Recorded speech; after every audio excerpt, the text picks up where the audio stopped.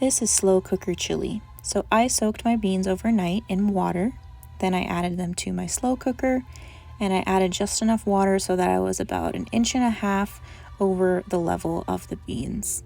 After my water, I added some chicken bouillon to give it more flavor. If you prefer, you could use veggie bouillon or beef bouillon. It's really just a matter of preference at this point. Then I put the lid on and let those start cooking on high. While the beans were cooking, I diced up my vegetables and I started cooking them to soften them before adding them to the slow cooker.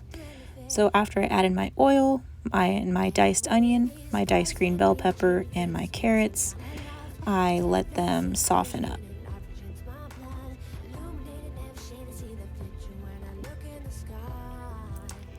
Started cooking them a little. Don't forget the garlic, that's really important as well. Just a little bit of salt and pepper. I'm going to add seasonings later, so no need to add those now. Started mixing it nice and well. Make sure the salt and pepper is well coated, as well as the oil, so that they cook a little evenly.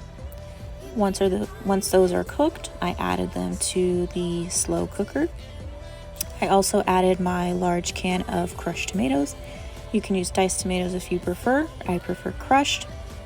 I had some leftover rotel, so I added the rotel diced tomatoes and green chili, and then a nice heaping spoonful of tomato paste. Get that in there as well. Then you add your spices. Give it a very, very thorough stir, especially when you have the tomato paste, so that it makes sure everything's well incorporated. Add your lid and let it cook again.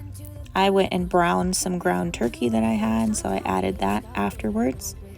Put the lid on, let it cook on high for a little bit longer.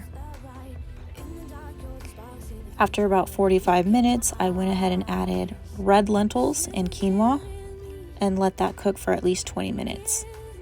The red lentils really give your chili a creamy texture, so I highly recommend it. Just make sure they're thoroughly cooked before you eat. Serve with your bread and your cheese and you're good.